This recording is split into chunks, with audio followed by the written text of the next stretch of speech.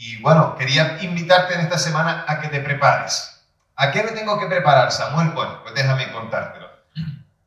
Hace unas semanas atrás vimos como el temporal Filomena dejó a media España atrapada en la nieve, ¿verdad? No, aquí no lo sufrimos tanto, es verdad que hizo mucho frío, es verdad que hubo mucha lluvia, pero no sufrimos las inclemencias de esas nevadas, tal vez más en, no sé, en la montaña, ¿no? En las sierras aquí, pues posiblemente sí, pero no lo notamos en la ciudad, pero sí que en muchos lugares de España pues se vivió ese temporal Filomena. Yo creo que muchos de vosotros lo visteis en la televisión. Los que anuncian el tiempo y nos avisan de lo que va a pasar no tienen muy buena fama, porque siempre ha pasado que cuando ellos dicen que va a ser sol, después llueve, o viceversa, ¿no? ¿Sí o no? Miramos, por un tiempo mucha gente, yo particularmente no veía las noticias del tiempo porque decía, total, si es que van a decir lo que es al revés, van a decir que va a llover y después tienes que tienes que quitarte el paraguas de encima y toda la chaqueta porque es un sol de espanto. Hay todas esas cosas así, ¿no? Entonces, la gente escucha y no hace caso de lo que dicen la gente del tiempo, tanto por la radio como por la televisión. ¿Por qué? Porque unas veces dicen una cosa y después sucede la otra o viceversa. Pero lo cierto es que aciertan más que fallan. Lo que pasa es que nosotros nos fijamos más en aquella vez que fallaron. Aciertan más que fallan. Y por eso, por ese bagaje de, claro, como hemos resaltado las veces que fallan, pues entonces es por eso que muchas veces no hacemos caso o no miramos el tiempo. Tal vez por eso la población también pensó en España que, bueno, que venía ese temporal, pero bueno, que iban a caer 4 copos de nieve y que esto, nada, que esto está, yo lo controlo, ¿verdad? Y además, como a los españoles nos gusta eso de yo controlo, ¿eh? Entonces, pues nada, esto iban a caer 4 copos de nieve. Empezaron a caer los copos de nieve y empezó a caer, y nadie esperaba que fuera tan fuerte y que dejaría muchos casos de personas aisladas en lugares hasta que vinieron a rescatarlos, y gente que estaba al lado de su casa prácticamente, pero que por la nieve no se podían mover con el coche, y otros que quedaron atrapados en lugares recónditos, ¿no? Se ha desarrollado esa creencia de la falta de confianza en los que hacen predicciones meteorológicas, y muchos no hacen caso. Y otros piensan, pues como ya os dije antes, bueno, con el yo controlo, eso no es nada, yo estoy preparado, no tengo problema, mira, yo no sé cuántos de vosotros tenéis cadenas en el coche para las ruedas. ¿Tenéis? ¿Cuántos las habéis puesto alguna vez? Porque tenerlas en el coche no es señal de que sepas ponerlas, ¿eh? Yo he tenido cadenas en el coche, tú sabes ponerlas, pero bueno, lo tuyo es porque te venía de profesión también, pero la verdad es que yo he llevado cadenas en el coche por mucho tiempo, nunca las he puesto. Nunca las he puesto. El caso es que, claro, todos siempre decimos que podemos hacerlo, pero también es verdad que aunque aquella nevada se advirtió de que caería y que sería una nevada tal, nunca se esperó que fuera tan fuerte, ¿no? De hecho, hacía muchas décadas de que no nevaba tan fuerte en España y que se quedara tan cuajada y que durara tanto tiempo y que nevara tan seguido. Así que generalmente cuando te dicen prepárense porque va a llover, porque va a nevar, porque va a ser un calor intenso, generalmente no hacemos caso de eso porque pensamos, bueno, la falta de confianza. Pero nosotros como iglesia tenemos que prepararnos y escuchar los avisos que se nos dan acerca de las cosas que van a acontecer. Y el no fiarse de Dios y de su palabra ha hecho que la humanidad no le dé valor a los hechos que acontecerán. Y yo puedo entenderlo en una humanidad que no cree a Dios, pero no puedo entenderlo en la iglesia, porque es curioso que la iglesia está en esa misma actitud de no escuchar las voces de aquellos que advierten lo que va a suceder y lo que va a pasar. Pero descubramos en el texto de hoy qué es lo que Dios quiere decirnos acerca de qué cosas me tengo que preparar y de qué tengo que estar dispuesto a hacer en caso de que se me demande hacer algo. Vamos a leer el pasaje que está en Marcos capítulo 13 y así después ya entramos de lleno con el texto. Pero sin duda, quédate con esta palabra que hemos visto ahí, prepara, ¿vale? Busca en tu Biblia el texto, Marcos 13, 14 al 23, y si no, léelo conmigo en la pantalla, ¿sí? ¿Qué ha pasado? El cordón. Dame un segundo, porfa, porque así no me tropiezo y no me mato. Eso. Dice así la palabra del Señor. Pero cuando vean que la abominación desoladora se ha establecido donde no debe estar, el que lee entienda, y ahora explicaremos por qué dice el texto eso. Entonces los que estén en Judea huyan a los montes. El que esté en la azotea no descienda ni entre para sacar algo de su casa. Y el que esté en el campo no vuelva atrás para tomar su manto. Ay de las que estén embarazadas y de las que críen en aquellos días. Oren, pues, que no acontezca en invierno. Porque aquellos días serán de tribulación como nunca ha habido desde el principio de la creación que Dios creó hasta ahora, ni habrá jamás. Si el Señor no hubiera acortado aquellos días, no se salvaría nadie. Pero por causa de los escogidos que Él eligió, Él ha acortado aquellos días. Entonces, si alguien les dice, he aquí, aquí está el Cristo, o he allí, allí está, no le crean. Porque se levantarán falsos cristos y falsos profetas y harán señales y maravillas para engañar, de ser posible, a los escogidos. Pero ustedes, miren, se lo he dicho todo de antemano. Señor, gracias por tu palabra. Gracias porque nos das a la alerta, a la advertencia de estar listos, de estar preparados para lo que ha de venir. Y Señor, queremos estar siempre con el corazón preparado también a tu voz y a creerte a ti, a lo que tú nos tienes que decir a nosotros, Padre. En el nombre de Jesús oramos. Amén. Amén. Si os acordáis, la semana pasada, los discípulos le hicieron una pregunta a Jesús acerca del templo, diciéndole, mira qué maravilla estas piedras, ¿no? Ya os dije que era una de aquellas maravillas de aquella época, un edificio construido a conciencia, no tenía el esplendor que había tenido en el tiempo del rey Salomón, pero bueno, era el templo. Y si os acordáis, Jesús les advirtió de que no iba a quedar piedra sobre piedra, y es en torno a toda esta conversación, en torno a todas esas cosas, que Jesús sigue hablándoles y les sigue advirtiendo de las cosas que van a acontecer. Entonces, les cuenta algo acerca de la gran tribulación, pero fíjate que más allá de cómo leemos y solamente entendemos por lo que leemos y no profundizamos, por esto es que pesado Samuel, pesado 3:16, hay que hacer estudio de la palabra, hay que estudiar la palabra para poder entender. Estos versículos se basan en las profecías que daba el profeta Daniel en Daniel capítulo 11 y versículo 31 y también en el capítulo 12. Y donde dice en Daniel 11:31 exactamente dice, y se levantarán de su parte tropas que profanarán el santuario y la fortaleza y quitarán el continuo sacrificio y pondrán la abominación desoladora. Hemos oído hablar de esto, de la abominación desoladora, y esta expresión hebrea quiere decir literalmente la profanación que horroriza. Es más o menos, debería ser así. Y esto da cuenta o alude a la contaminación del templo de Jerusalén por parte de un rey romano, un emperador romano, Antíoco Epífanes IV. En el año 168 a.C., quien instaló, porque profanaron el templo, instaló una figura del dios Zeus dentro del santuario, dentro del lugar santo. Instaló allí una figura de Zeus y ordenó que se le ofrecieran sacrificios. Y evidentemente los sacrificios que se le ordenaban eran totalmente diferentes a los que se hacían. Él ordenó que se ofrecieran cerdos al dios Zeus. Incluso usó el templo como burdel. Lo usaba como lugar de prostitución para hombres y para mujeres. Imaginaos lo que significaba para el pueblo de Israel que todo aquello estuviera sucediendo en el lugar donde Dios había puesto su presencia.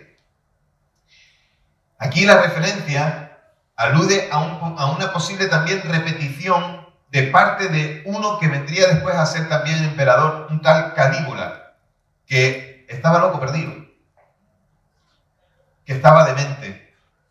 Y él, al enterarse de que el templo ya no se usaba, de que el templo de Jerusalén ya no se usaba para hacer culto a Zeus, entonces se le ocurrió la brillante idea de poner él una estatua suya dentro del templo para ser adorado él, porque el emperador era él, no solamente el rey, sino era un dios. Iba a decir afortunadamente, pero bueno, sí, murió en el 41. Eso fue en el año 40 y en el 41 murió, así que no le dio tiempo de llevar a cabo aquel plan, porque ese era su plan.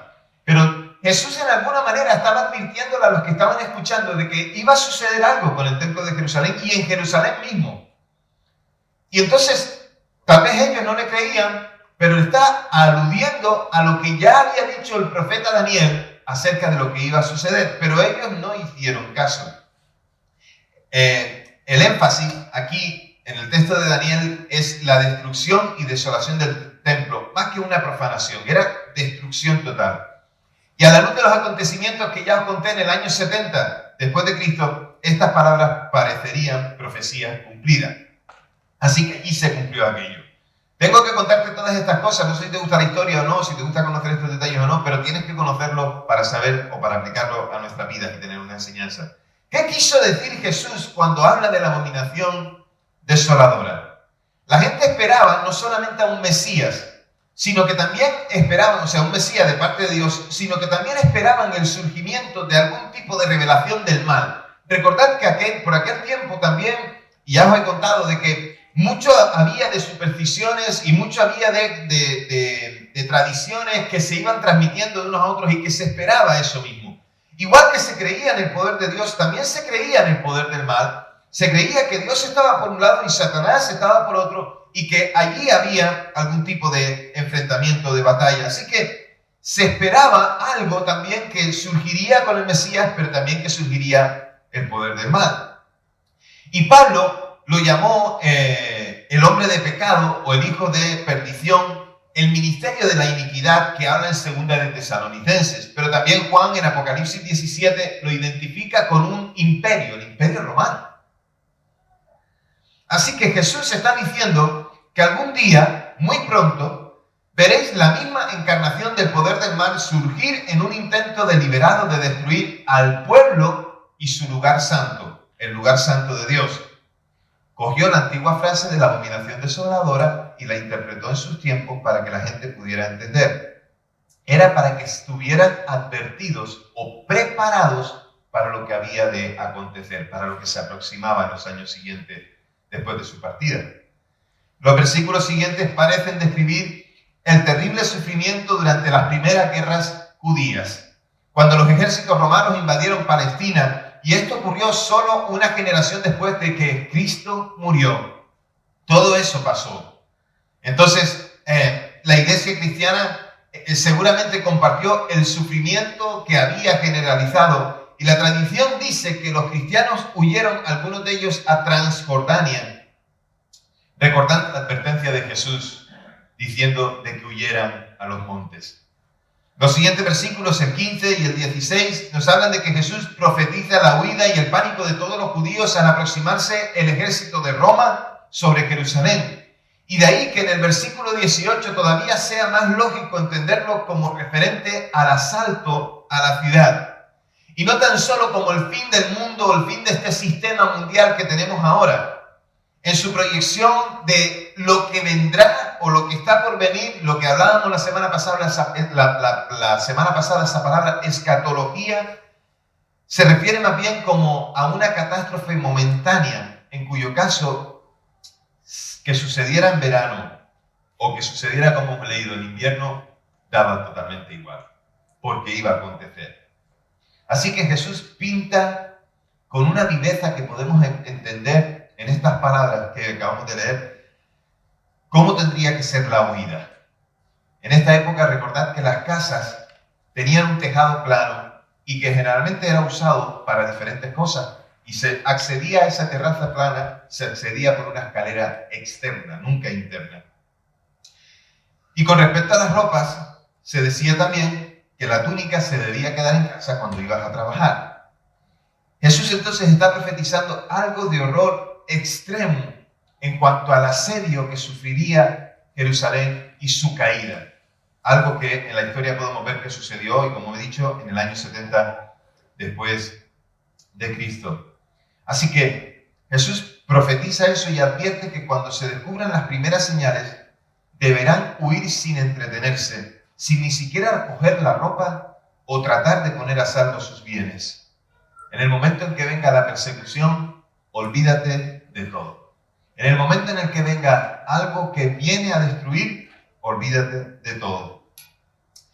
Los éxodos de este tipo los hemos visto por otras razones, no solamente espirituales, sino también las hemos visto por razones bélicas, de guerra. Hemos visto, por ejemplo, cómo los sirios salían de su país en masa, y eso lo hemos visto, dejando todas sus cosas atrás, pertenencias, experiencias, vivencias y un montón de cosas más, los trabajos, lo que tenían, lo dejaban todo atrás y huían. Es un poco para que entendamos el sentido. Pero de hecho, la gente hizo exactamente lo contrario. ¿Por qué hicieron lo contrario? Porque no huyeron.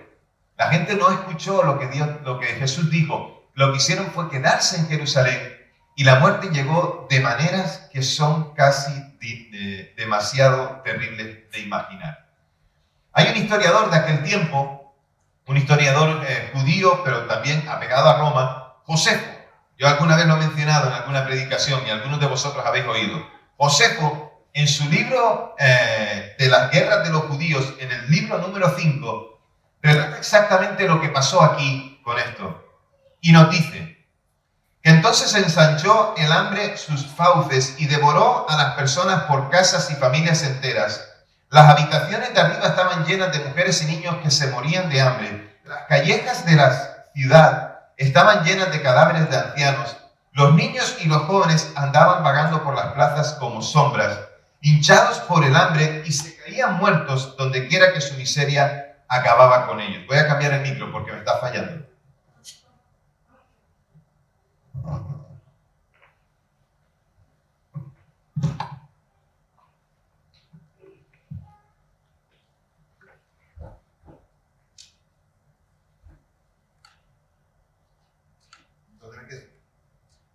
Dice que las habitaciones de arriba estaban llenas de mujeres y de niños que morían de hambre, las callejas de la ciudad estaban llenas de cadáveres de ancianos, los niños y los jóvenes andaban vagando por las plazas como sombras, hinchados por el hambre, y se caían muertos donde quiera que su miseria acababa con ellos. Estoy hablando de lo que relata Josefo en su libro. Dice, en cuanto a enterrarlos, los que quedaban estaban tan débiles que no podían, y los que estaban lo suficientemente animosos y bien se desanimaban ante la gran multitud de muertos y la incertidumbre que se cernía sobre sus propias vidas, porque muchos morían cuando estaban enterrando a otros, y muchos se hallaron en el ataúd antes de que le llegara la hora fatal. No se hacía ningún lamento bajo esta calamidad, y el hambre trastocaba todos los efectos naturales. Un profundo silencio y una especie de noche mortal se cernía sobre la ciudad. El desastre sobre Jerusalén fue inmenso, y Jesús habló de ello antes de que sucediera. Y vendría esa persecución y vendría esa maldad, y todavía había más cosas que, por amor al tiempo, no voy a leer, pero los rateros, aquellos que robaban, aquellos que despojaban a los muertos de sus pocas pertenencias, o incluso hasta comer lo que uno no llegaría a pensar que se llega a comer. Jesús les advirtió, no cojan nada, váyanse, olvídense de todo. El versículo 17 dice que se agrava la situación para las que estaban encintas, o sea, embarazadas, para las que estaban criando niños. Y siguen los versículos diciendo que nos le hace pensar que en el año 70, pensando en todas esas cosas, Jesús hablando de todo eso, tanto con Tito, aquel general que destruyó la ciudad, como con Canígula, con Antíoco Epífanes o con otros antes que ellos, son eslabones de una larga cadena de agentes satánicos empleados en la lucha contra los planes del Señor y su pueblo. Siempre habrá alguien que se levanta para perseguir a los escogidos de Dios. Siempre habrá alguien que se levanta para intentar poner tropiezo a lo que Dios quiere hacer. Porque allí donde Dios quiere obrar, el enemigo quiere contrarrestar. Pero una cosa la iglesia tiene que saber siempre. A pesar de lo que el enemigo quiera hacer, Dios siempre prevalecerá. Dios siempre peleará por nosotros. Pero lo único que tenemos que hacer nosotros es estar preparados y dispuestos a hacer lo que Él nos dice. Si hacemos lo que nos dice, podremos ser cuidados. La gran tribulación de aquellos días no tendrá una duración determinada por Dios. En Daniel 12:17 nos habla acerca de eso. Pero el Eterno ha decidido acortar la duración por amor a los escogidos.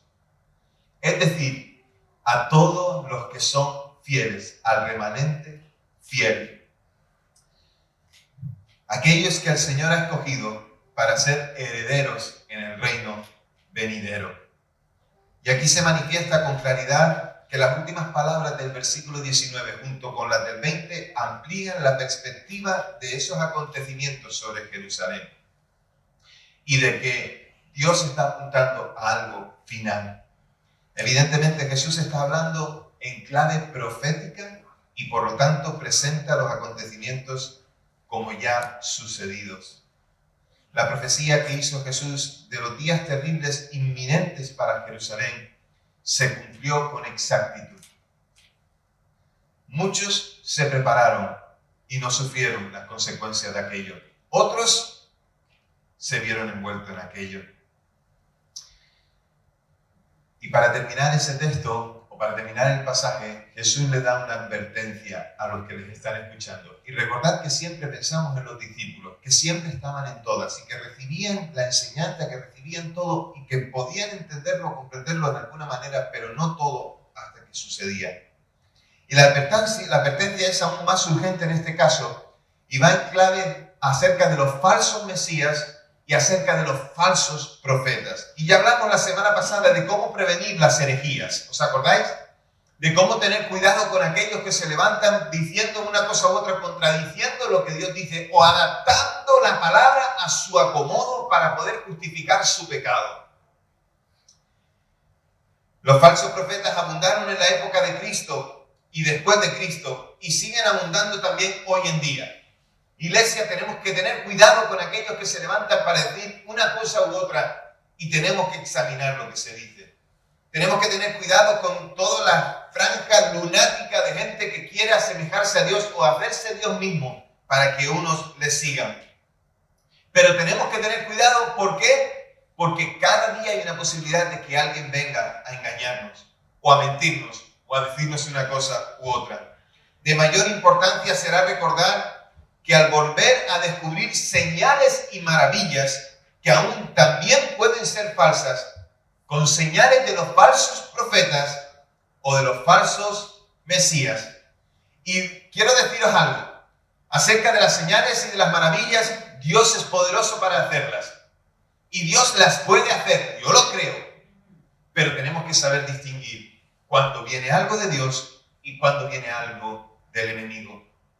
Por esto, es posible que Jesús usó señales no con toda la frecuencia que quisiéramos o tener todos los ejemplos que quisiéramos. De todas formas, la palabra recoge las enseñanzas que tenemos que entender o que teníamos que recibir acerca de lo que Jesús hizo. Y hasta este punto, todo lo que Jesús dijo, colocándolo ahí en el 70 después de Cristo y viendo al ejército romano asolar Jerusalén y los territorios alrededor, y también la lucha entre los poderes políticos de aquel tiempo, podemos entender que Jesús estaba advirtiendo acerca de estas cosas. Y mirad, quiero deciros algo. Tal y como sucedió hace 2000 años, no ha cambiado en la tierra. Sigue siendo igual. Sigue siendo igual. Iglesia, debemos prepararnos para los días que pudieran venir y que sean malos. Y tenemos que hacerlo. Y perdonadme, no estoy siendo catastrofista ni mucho menos. Estoy intentando ser fiel a lo que el texto dice y a lo que Dios quiere enseñarnos hoy. Por lo tanto, la primera cosa que debemos hacer como iglesia, por favor, Alex, ponme la primera imagen, es que debemos creer a Dios y estar seguros en su palabra y promesas, así como también en sus advertencias. Así que cuando oigas que alguien dice algo de parte de Dios, si conoces y entiendes, vas a poder obedecer.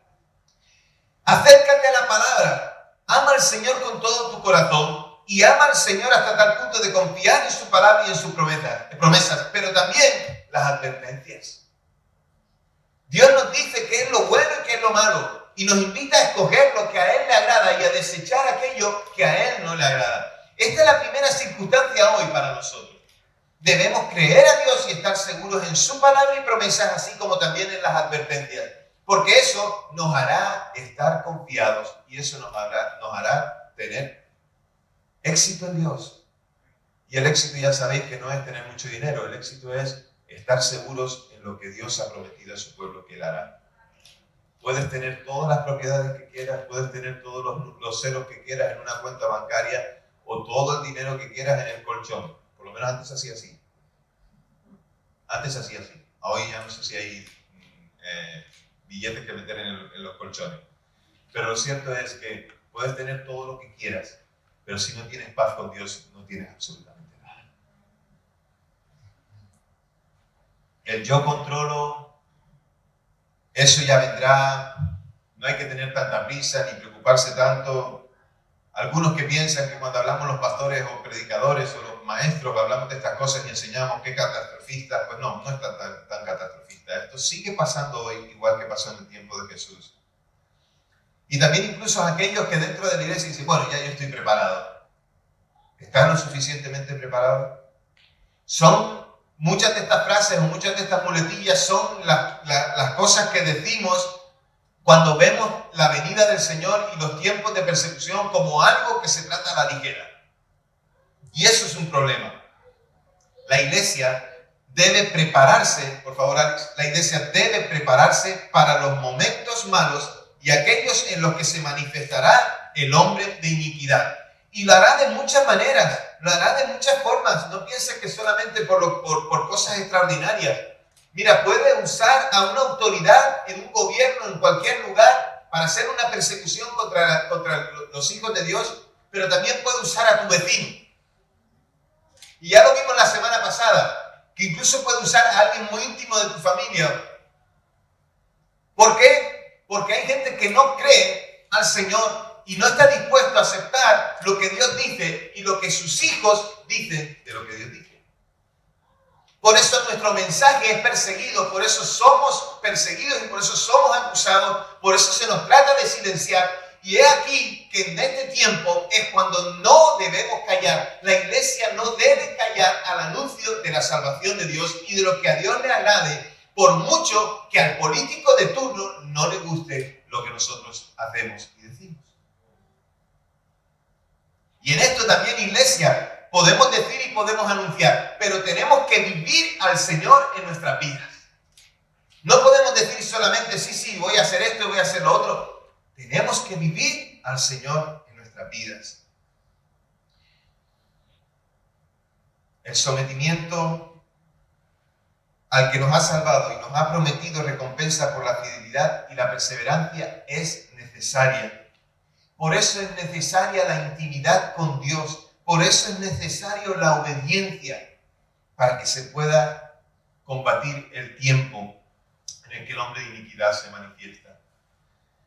Es verdad que el Señor volverá. La segunda venida es un hecho que acontecerá. No sabemos ni el día ni la hora, pero acontecerá. Pero hasta que eso suceda, la iglesia vivirá en tiempos de persecución y vivirá en tiempos en los que alguien se levantará para decir que no le gusta una cosa o la otra. Entonces, como iglesia, debemos decidir dónde queremos estar. Y cuando habla de la huida a los montes, y que todo el mundo diría, pues entonces nos vamos todos a una montaña. Hacemos una fortaleza alrededor de la montaña. En la montaña ponemos de manera que nadie pueda entrar y ahí entonces gozaremos juntos del Señor sin preocuparnos de los demás. Mira, tampoco se trata de eso. No se trata de poner nuestras vidas en otro lugar, moverla de ubicación. No se trata solamente de eso. No es una cuestión solamente de movernos a un lugar o a otro. Dios espera que nos separemos de todo. Por favor, Alex, la imagen. Dios espera Dios espera que nos separemos de todo aquello que nos aparta de Él. Esto es lo que se refiere con la huida a los montes. Si te pegas a aquello que hace el mal, vas a participar de ello. Y lo que Dios quiere es que no te pegues a eso, que hagas lo contrario, que obedezcas lo que Él nos dice que es para nuestro bien. Entonces, si nosotros pensamos que solamente es huir en el sentido físico, entonces podemos huir pero tener el corazón lejos del Señor. Y lo que el Señor quiere es que tengamos nuestro corazón bien apegado a Él. Así que, iglesia, tenemos que apegarnos lo máximo que podamos al Señor y separarnos de todo aquello que huele a pecado, que huele a maldad o que pudiera estar metido en alguna cosa que pudiera levantarse contra el Señor y contra su iglesia. Y dejadme deciros que tenemos que examinarlo todo bien para tener cuidado de que eso nos ocurra. ¿Cómo? Mira, apégate al Señor, apégate a lo que Dios dice, olvídate de las filosofías y los pensamientos de este mundo que con sus maneras de hacer las cosas y disfrazadas, no pensemos que van a defender a la iglesia. Ninguno que no ama al Señor va a defender a la iglesia. Ninguno. Hace semanas atrás os hablé de esto. No sigamos a un pensamiento político ni a otro pensamiento político. Sigamos al Señor. Amén. Confiemos solo en Él. Porque la misma palabra dice que no podemos confiar en los hombres, sino solamente podemos confiar en el Señor. Y la última cosa, si conocemos bien al Señor, sabremos distinguir a aquellos que no nos hablan las cosas que a Él le agradan. El Señor nos advirtió contra falsos mesías y falsos profetas. Pero ¿sabéis cuál es el mejor antídoto contra los falsos mesías y los falsos profetas? Conocer al Señor. Si tú conoces bien al Señor, cuando alguien te cuente milongas que no vienen de parte de Él, las vas a separar. Y voy a volver a ser pesado con esto. Si no estudias la palabra, si no te aferras a ella, si no la conoces, vas a irte sobre los que adornan los oídos y no al que verdaderamente cuida el corazón. Ten cuidado con esto. He visto muchas veces a la iglesia o a algún sector de la iglesia preocupados por estudiar todo lo que hace el enemigo, por todo lo que hace Satanás, por cómo se da. Mira, chicos, yo, de verdad. Y también he visto mucha gente en la iglesia que enseguida dice, eso es un ataque del demonio, eso es pecado, eso es no sé cuánto. Mira eso. Oye, saben distinguir al demonio enseguida, pero les cuesta mucho distinguir al Señor. Es decir, cuando el diablo está actuando enseguida dicen, lo identifican rápidamente, pero cuando el Señor les demanda algo, dicen, yo no sé si esto será del Señor, no será del Señor. A veces me pregunto, ¿a quién seguimos realmente? Porque cuando somos hijos de Dios y escuchamos la voz de Dios, entonces conocemos lo que Dios quiere. ¿Han visto ustedes el vídeo ese? Yo lo he visto, de unas ovejas en un prado. Y el pastor está allí, fuera del prado, está retirado y está con unas personas. Y le dice a esas personas, le dice, llamen a las ovejas. Y estos que están allí junto al pastor empiezan a pegarle silbidos a las ovejas. Empiezan a pegarle gritos, a llamarlas. Le dice también incluso al perro que haga tal y el perro pasa de ellos. Eso después de un rato. Después de un rato, ¿qué hace el pastor? Solo con una voz. ¡Yeah! Y todas las ovejas se mueven. Y les pega un silbido y van al lugar que él quiere. ¿Saben por qué? Porque las ovejas saben cuál es la voz del pastor. A veces pienso que en la iglesia no hay tantas ovejas. Y al que lo quiera coger, que lo coja. ¿Por qué? Porque en la iglesia hay gente que enseguida sabe distinguir al enemigo, pero no sabe distinguir a Dios cuando le habla. Para que eso no suceda, si conocemos bien al Señor, sabremos distinguir a aquellos que no nos hablan las cosas que a Él le agradan. Cuando venga un falso profeta, cuando venga un falso Mesías, cuando venga alguien a contarnos falsas cosas que no pertenecen a Dios, cuando vengan a decirnos herejías, las identificaremos y diremos, esto no es de Dios. Por ello, es necesario conocer el pacto, conocer los secretos de Dios, entrar a su intimidad. Y eso seguirá pasando generación tras generación hasta que el Señor venga. Y en este tiempo, la iglesia de hoy ni es más lista, ni más alta, ni más guapa que la iglesia de otro tiempo, que también sufrió la persecución. Y es verdad, algunos, como aquellos peregrinos que salían desde Holanda y salían desde Alemania y fueron a parar a la otra costa del Atlántico. ¿Sí? ¿Os acordáis? ¿Cómo se llama esto, los peregrinos? ¿Cómo se llama? Los cuatro, sí. Pero bueno, tiene un nombre, otro nombre que decir. El caso es que todos estos huyeron porque estaban siendo perseguidos en Holanda. Estaban siendo perseguidos en Holanda. ¿Y qué hicieron? Se fueron a Estados Unidos. Huyeron porque estaban siendo perseguidos. Tal vez otros quedaron y no se fueron tan lejos, pero fueron al pueblo de al lado y allí se guardaron, pero guardaron la fe. En el Antiguo Testamento hay un ejemplo que pone Elías acerca de, hablando con Dios, diciéndole que no había gente que tuviera fe en la tierra. Y Dios le contesta y le dice, yo he guardado a 200 profetas que cuidan su corazón para mí. Porque Dios guarda a su pueblo. Así que, iglesia, prepárate. Prepárate para conocer cuándo se levanta uno que no viene de parte de Dios para engañar. Prepárate cuando el hombre de iniquidad, cuando el enemigo, cuando Satanás, Dios le reprenda, se levanta para acosarnos o hacer con nosotros lo que quiera, porque entonces nosotros podemos combatir. Y combatiremos con el Señor. Solo no, siempre con el Señor. Siempre con el Señor. Y aquí te tengo una invitación. La invitación es a reconocer que necesitas prepararte para ese tiempo y ese momento. Así que, ¿qué harás?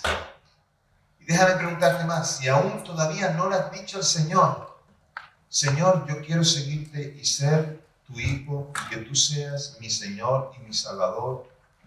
Si todavía no le has dicho al Señor, ven, Señor, a mi vida, hoy es el día de decírselo. ¿Por qué es el día hoy? Porque mañana puede ser tarde. ¿Y por qué es preferible estar seguro en los brazos de Dios que seguro en los brazos del hombre de iniquidad? Allí sí que hay inseguridad. Estamos separados de Dios por culpa del pecado y Dios ofreció a su Hijo Jesucristo para reconciliarnos con Él. Cristo vino para acercarnos al Padre. ¿Y qué espera de nosotros? Que reconozcamos que somos pecadores, que hemos fallado, que reconozcamos que Jesús ocupó el lugar que a nosotros nos correspondía. Si hoy quieres decirle sí a Jesús, si hoy quieres decirle al Señor, Señor, entra en mi vida ahí donde estás, levanta tu mano y dile al Señor, Señor, yo quiero entregarme a ti.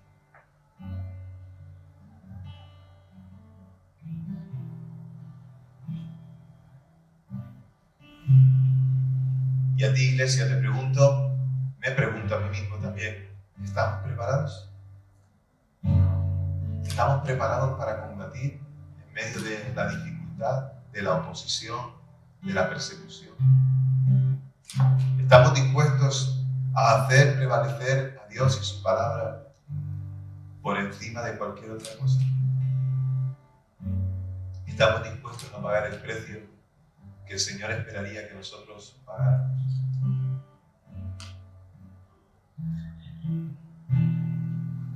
Iglesia, no podemos decir que no nos prepararemos. Tenemos que hacerlo.